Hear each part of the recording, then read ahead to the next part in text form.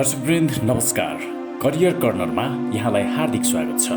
Corona भाइरसका कारण यति बेला विश्वभरि नै स्वास्थ्य सङ्क्रमण काल छ। हामी पनि लकडाउनमा छौँ। यो लकडाउनमा धेरैलाई आफ्नै खालका समस्याहरू छन्। यी समस्या समयक्रमसँगै समाधान भएर जानेछन्। यो चिन्ता गर्ने समय होइन, चिन्तन गर्ने समय हो। संयमित, सुरक्षित र स्वस्थ रहने समय हो। यो लकडाउनमा आफ्नो क्षमता अनलक गर्ने अथवा आफ्नो क्षमतालाई प्रस्फुटन गर्ने सुनौलो मौकाको रूपमा पनि सदुपयोग गरौँ। आज कसरी सुरक्षित हुने र बस्ने बचाउने सँगै धेरैलाई, विशेष गरी अभिभावक र विद्यार्थीलाई भविष्यको चिन्ता छ। यो फुर्सदको समयमा मानिसले आफ्नो क्षमता कसरी पहिचान गर्ने, कससँग सुझाव, सल्लाह र परामर्श लिनु उपयुक्त हुन्छ र यसबाट उपयुक्त करियर छनौट गर्न के गर्न सकिन्छ र मानिसको महत्त्वाकांक्षालाई सही तरिकाले कसरी व्यवस्थापन गर्न सकिन्छ लगायतका विविध विषयमा आज हामीले करियर एन्ड लिडरसिप कोच सन्दीपा थापासँग सोधेका थियौँ। मान्छे भनेकै महत्त्वाकांक्षी हो होइन, र हामीले काम गर्दाखेरि अहिलेको युवा शक्तिलाई हेर्दाखेरि मैले 20 वर्ष अगाडि आफूले काम गर्दा र अहिलेमा हेर्दा चाहिँ के फरक पाउँछु भने अहिलेको विद्यार्थीहरूलाई चाहिँ एकदम चाँडो, किनभने उनीहरूको हातमा सबै कुरा आइपुगेको छ होइन। यो 20 वर्ष अगाडि जुन हातमा मोबाइल लिएर तपाईँहरू हामी कुरा गर्दा कुनै सम्पन्न हुन सक्दैन थियो होइन, सोच्न पनि मान्छेले सक्दैन थियो भने अहिले चाहिँ विद्यार्थीहरूको हातमा उनीहरूको बाउआमाले सक्दो जे पनि पुऱ्याइरहनु भएको छ र उहाँहरूलाई चाहिँ यो यति इजी लाइफस्टाइल भइसक्यो कि जे पनि पुग्छ भन्ने एउटा सोचाइ भएको भएर चाँडो जे कुराको पनि चाँडो र धैर्य नभएको मैले युवा शक्तिमा धेरै देखेको छु होइन। युवाहरूसँग काम गर्दाखेरि चाहिँ किनभने कुनै पनि मान्छेको हामीले चाहिँ के हेर्छौँ भने त्यो मान्छे सक्सेसफुल भयो, एउटा ब्याङ्कको सिइओ होस् अथवा एउटा कुनै के भन्छ व्यवसाय चलाउने व्यापारी होस्, हामीले चाहिँ उसको एकैचोटि माथिको मात्रै देख्छौँ होइन। अनि तर हामीले चाहिँ के देख्दैनौँ भने त्यो मान्छेले त्यो 20औं वर्ष कुन पोइन्टबाट सुरु गरेको थियो र त्यो ठाउँमा पुग्न कति बेर लाग्छ भन्ने त्यो जर्नीलाई चाहिँ हामी हेर्दैनौँ। त्यही भएर त्यो सचेतता पनि नआएको हाम्रो युवा शक्तिलाई। अर्को चाहिँ के छ भने हामीमा नेपालमा अहिलेसम्म हामीले के चाहन्छौँ भनेर पढ्ने बेलामा हामीलाई सोध्ने चलन छैन। हामी चाहिँ एउटा सबले मेरो साथीले यो पढाएको छ अथवा मेरो आमा बाबुको यो इच्छा छ भनेर पढ्छौँ कि हामी आफूलाई सोध्दैन मलाई के चाहिएको छ, म केमा पढ्छु भन्ने छैन होइन। त्यही भएर यदि एउटा के भन्छ आइन्स्टाइनले भनेको जस्तै होइन, माछाले त स्विम गर्छ तर अर्को प्राणीलाई चाहिँ स्विम गर्न लगायो भने त उसले सक्दैन नि। त्यही भएर हामीले आफ्नो भित्रको क्षमता, आफ्नो रुचिहरूलाई नै नगरिकन हामीले व्यवसाय गर्छौँ, रोज्छौँ। किनभने हामी हेर्छौँ अरूले चाहिँ यो गरेर यति चाँडै धनी भयो अथवा अरूले यो हो र भनेर त्यसको कपी गर्न सक्छौँ। आफ्नो त्यसमा प्यासन लगाउँदैनौँ, आफ्नो अभिरुचिहरू त्यसमा राख्न सक्दैनौँ। त्यो हुँदाखेरि चाहिँ धेरैजना असन्तुष्ट भएको देखिन्छ। दुईटा कुरा हो, एउटा आफूलाई ननिहालेर हेरेको आफ्नो क्षमताहरूको भनौँ न ब्यालेन्स नहेरेको, र अर्को चाहिँ धैर्यता। किनभने यो कुनै पनि मान्छेको व्यवसाय भनेको नै करियर भनेकै लङ टर्म हो। त्यही भएर यसलाई करियर भनिन्छ, जब भनिँदैन होइन। करियर भनेको लामो पास हो। त्यो लामो पासमा अगाडि बढ्न चाहिँ अलिक धैर्य पनि गर्नुपर्छ र आफूलाई निहालेर हेर्नुपर्छ। त्यही भएर मैले अगाडि भनेको थिएँ, बाहिर हेर्नुभन्दा आफूले पहिला यो समय एकदम उचित छ कि आफूले आफूलाई इन्टर्नली हेर्नु पर्यो। मेरो के क्षमता छ, मेरो स्किल्स, नलेज, प्यासन केमा छ, इन्ट्रेस्ट केमा छ, मैले कसरी चेन्ज गर्न सक्छु होइन, त्यतितिर कसरी लाग्न सक्छु भन्ने चाहिँ हेर्नुपर्छ। यहाँले ठ्याक्कै हजुरले भने जस्तै अहिलेको हाम्रो स्कुल लेभलको अथवा एसईसम्मको एजुकेसनले चाहिँ अहिले भर्खरैकोले त अब अलिकति धेरै खालको अप्सनहरू छ होइन। तर म्याक्सिमम अझै पनि ठाउँमा चाहिँ आफूलाई चिन्न सक्ने, आफ्नो क्षमता म को हुँ भनेर चिन्न सक्ने, त्यसको लागि त उसलाई वातावरण चाहियो, त्यो खालको स्कुलिङ चाहियो, शिक्षा चाहियो, टिचर पनि चाहियो, प्यारेन्ट्स चाहियो होइन।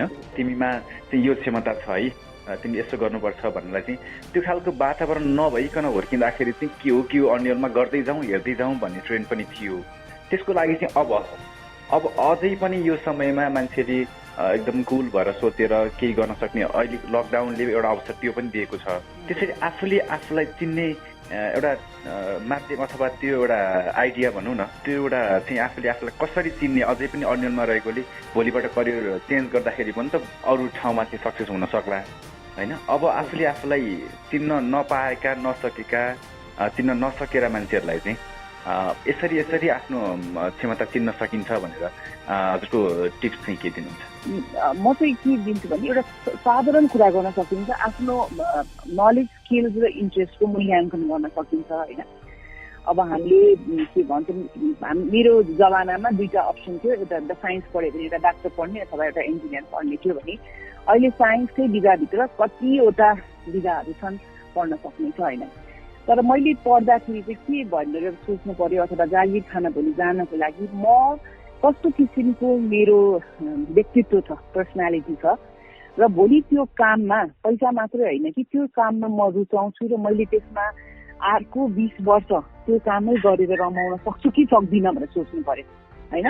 यदि तपाईँको एकदम सबैसँग के भन्छ बोल्न नसक्ने, एउटा इक्जाम्पलको लागि भनौँ न, छ आफूलाई आफूसँगै रमाउनु हुन्छ भने तपाईँले भोलि त्यो जबमा गएर सेल्सको जब गर्नुभयो, त्यसमा पैसा होला, त्यसमा के भन्छ इन्सेन्टिभ होला, तर तपाईँलाई धेरै मान्छेसँग बोल्नै लाग्दैन भने आज 2 वर्षपछि त्यो कामले तपाईँलाई उल्टो हानि गरिरहेको हुन्छ र तपाईँलाई फ्रस्ट्रेसन हुन्छ।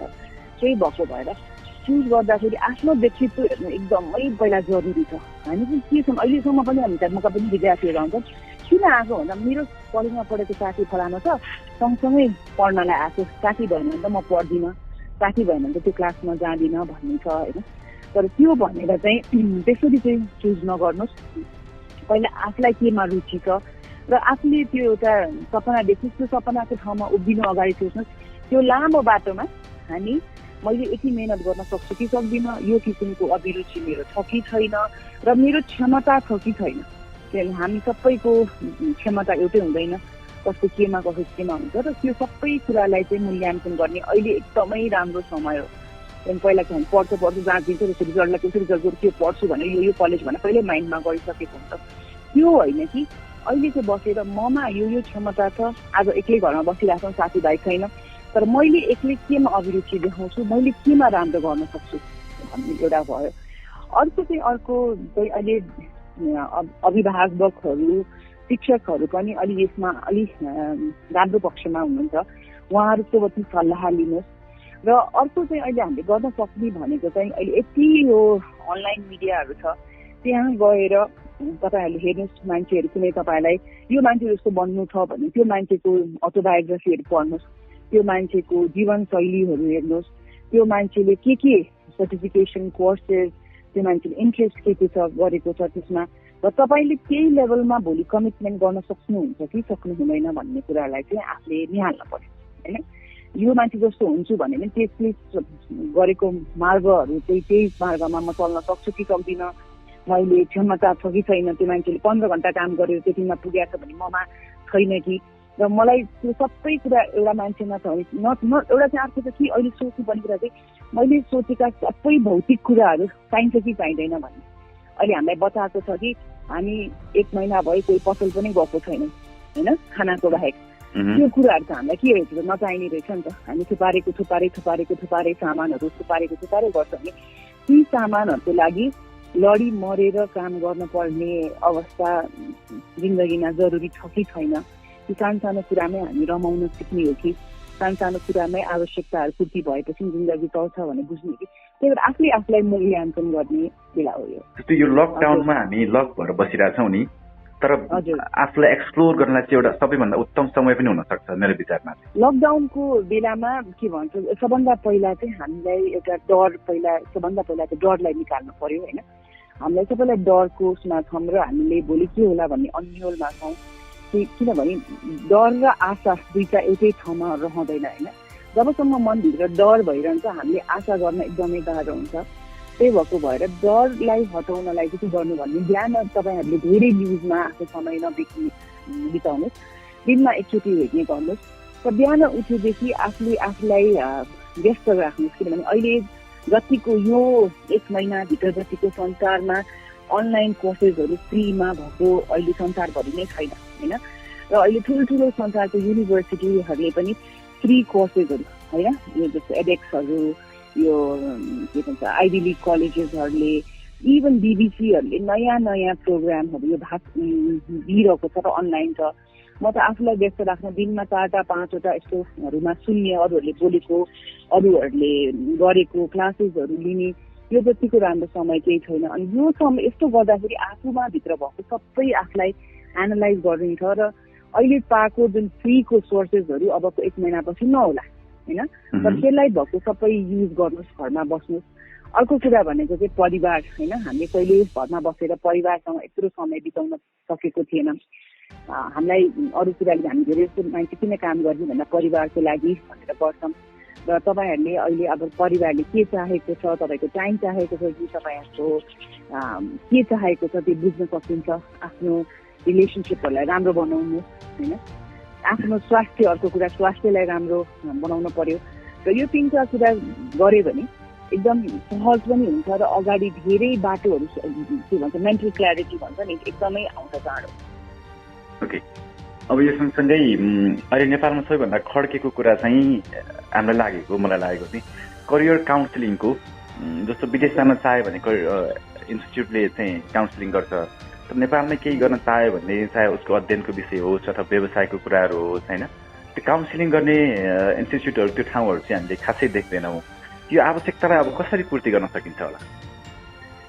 करियर कोचिङको कुरा गर्दा चाहिँ यो ट्रेन्ड चाहिँ नेपालमा नयाँ छ होइन, तर हामी कहाँ हुँदै नभएको होइन। किनभने हामीले धेरैजनाले देख्छौँ, हामीले पहिला पढ्दाखेरि पनि अहिले पनि विद्यार्थीहरूले उहाँहरूले कुन विषय रोज्ने भन्दा उहाँहरूले चाहिँ पहिला आफ्नो शिक्षकसँगै धेरै सल्लाह गर्नुहुन्छ र शिक्षकहरूलाई धेरै नै थाहा हुन्छ कि उहाँहरूको बाटो अथवा उहाँहरूको क्षमता, उहाँहरूको रुचि के छ भन्ने कुरा शिक्षकहरूबाट लिन सकिन्छ। अर्को कुरा चाहिँ मैले भने कति ठाउँमा चाहिँ अहिले हामीले अनलाइनमै भेटिरहेको हुन्छ यो करियरको एडभान्टेज के हो र डिसएडभान्टेज के हो भनेर चाहिँ यो हामीले सामाजिक सञ्जालहरूबाट धेरै निकाल्न सकिन्छौँ। किनभने हामीले कुनै पनि व्यवसाय रोज्दाखेरि जहिले पनि हामीले त्यसको एडभान्टेजेसहरू मात्रै हेर्छौँ र त्यसमा डिसएडभान्टेजेसहरू पनि धेरै हुन्छ र त्यो आफ्नो पर्सनालिटीलाई चाहिँ त्यहाँ म्याच गराउनुपर्छ। त्यो गराउन हामी सक्छौँ कि सक्दैनौँ त्यसको लागि पनि हामीले एक्सपर्टै चाहिन्छ भन्ने छैन होइन, हामीले युज गर्न सक्छौँ। र अर्को चाहिँ आफ्नो छर छिमेक, आफ्नो वरिपरि भएको मान्छेहरू जसले त्यो ठाउँमा दक्ष हुनुहुन्छ र तपाईँलाई उहाँहरू जस्तै भन्न मन लाग्छ भने उहाँहरूलाई तपाईँले सजिलैसित अप्रोच गर्न सक्नुहुन्छ, टाइम माग्न सक्नुहुन्छ अथवा कसैको मार्फत 5 मिनट 10 मिनट यस्तो कुरा गर्नु भने अहिलेको बेलामा चाहिँ कसैले पनि नाइ भन्दैन जस्तो लाग्छ मलाई। किनभने माथि नै पुगेकाहरूले पनि विभिन्न क्षेत्रमा भएकोहरूले विभिन्न ठाउँमा गएर कक्षाहरू सञ्चालन गरिरहनु भएको हुन्छ, कतिजनाले यस्तो टक प्रोग्रामहरू गरिरहनु भएको हुन्छ। त्यही भएर तपाईँले आफूले चाहेको चाहिँ आफूले त्यो माध्यमबाट रिच आउट गर्नु पर्यो। मान्छेका रिच आउट गर्ने सोर्सेसहरू थुप्रै छ, नेटवर्किङ गर्नुहोस्, बुझ्नुहोस् अनि मात्रै गर्नुहोस्। किनभने हामीले छैन, हामी त्यसमा सोधेको काउन्सिल अथवा हामी अफोर्ड गर्न सक्दैनौँ भनेर मात्रै सोच्नु भएन। हामीले चाहिँ कसरी यसलाई अगाडि लाने, को मान्छे छ त मेरो नेटवर्कमा, फेसबुकबाट छ कि लिङ्कडिनबाट छ कि मेरो अङ्कलको चिनेको छ कि मेरो साथीभाइको कोही चिनेको मान्छे छ कि त्यो मान्छे जुन उसमा कार्यक्षेत्रमा काम गरिरहेको छ उहाँहरूको अनुभव, उहाँहरूको कुराहरूलाई चाहिँ लिएर तपाईँहरूले त्यसरी पनि करियरको बारेमा छनौट गर्न सक्नुहुन्छ। Thank you ma'am. अब अन्तमा यो विषयमा हजुरलाई अरू केही छुटेको जस्तो भन्नु जस्तो अरू केही छ म्याम? अहिले अब अन्यलमा बस्नु भएको भाइ बहिनीहरू हुनुहुन्छ, 10 क्लासको एसएलसी दिनेदेखि लिएर 12 क्लासको जाँचदेखि लिएर विभिन्न अरू लेभलका ब्याचलर मास्टर्स लेभलका विद्यार्थीहरूलाई अन्यल छ कि भोलि जाँच कहिले हुन्छ, कक्षा कहिले सुरु हुन्छ भन्ने थाहा छैन। त्यही भएको भएर यस्तो बेलामा खालि तपाईँले आफ्नो विषय मात्रै पढिरहनु पर्दैन। यो समयमा तपाईँलाई मैले भनेका जस्तो विभिन्न स्रोतहरूमा जानुहोस्, त्यसलाई एक्सप्लोर गर्नुहोस्। त्यो विषयमा तपाईँलाई रुचि छ भने त्यो रुचिलाई अगाडि बढाउन त्यसमा विभिन्न सामाजिक सञ्जालहरूमा ओपन युनिभर्सिटीहरूको कोर्सेसहरूमा जानुहोस्, त्यो कक्षाहरू लिनुहोस्, आफ्नो माइन्डलाई पोजिटिभ बनाउनुहोस्। अनि अहिले त सबै बन्द भए पनि यो फोनहरू मान्छेलाई रिच आउट गर्ने कुराहरू बन्द भएको छैन। मान्छेहरूलाई रिच आउट गर्नुहोस्, सल्लाह लिनुहोस्। र अर्को चाहिँ एउटा एकदम हामीलाई आवश्यक भनेको चाहिँ ल्याङ्ग्वेज। हामीले ल्याङ्ग्वेज एनहान्स गरौँ होइन। तपाईँलाई कुन देश जान मन लाग्छ अथवा नेपालमै केही गर्न मन लाग्छ भने एउटा कि नेपाली राम्रो बनाऊ, अङ्ग्रेजी राम्रो बनाऊ, अथवा कुनै अरू देश जानुमा चाहिँ भाषामा के भन्छ इन्भेस्ट गरौँ र आफ्नो रहर आफ्नो अभिरुचिहरूमा चाहिँ तपाईँहरूले अहिले यो गर्ने मौका छ। तपाईँहरूले अर्को 15 दिनको लकडाउनमा यदि तपाईँहरूले मलाई यो सब विषयमा रुचि छ भने त्यसमा धेरै अध्ययन र रिसर्च गर्नुभयो भने भोलि तपाईँलाई त्यो कुरा मैले सोचेको होइन रहेछ भन्ने पनि आउन सक्छ। त्यही भएर यो टाइमलाई चाहिँ युटिलाइज गर्नुहोस्। जाँच भनेको आइरहन्छ, जाँचलाई पढ्नुहोस्, तर अहिलेको एकदमै ठिक अवस्था हो कि किनभने अहिले तपाईँले आन्तरिक मूल्याङ्कन गर्नुभयो भने भोलि तपाईँलाई पछुतो हुने छैन र अहिले जस्तो समय पछि पाउने छैन। त्यही भएर तपाईँहरूलाई अल द बेस्ट। आफ्नो 3टा कुरा नलेज, स्किल्स र इन्ट्रेस्टलाई जहिले पनि अगाडि बढाएर मात्रै केही कुरा रोज्नुहोस् र अहिलेको समयमा चाहिँ एकदमै पोजिटिभ बस्न गाह्रो हुन्छ, तर आफ्नो माइन्डलाई पोजिटिभ राख्नुहोस्। पोजिटिभ भएपछि आफ्नो ड्रिम, आफ्नो बाटोतिर अवश्य नै पुगिन्छ। यो सामग्री यहाँलाई उपयुक्त लागेमा यहाँले आफ्नो धारणा कमेन्ट गर्न सक्नुहुनेछ र अरू धेरैलाई पनि यो सामग्री उपयोगी हुन सक्छ जस्तो लाग्छ भने यहाँले सेयर गर्न सक्नुहुनेछ। आगामी दिनहरूमा हाम्रा नयाँ सामग्रीहरू यहाँले सुरुमा हेर्नका लागि हाम्रो च्यानललाई सब्स्क्राइब गर्न नभुल्नुहोला।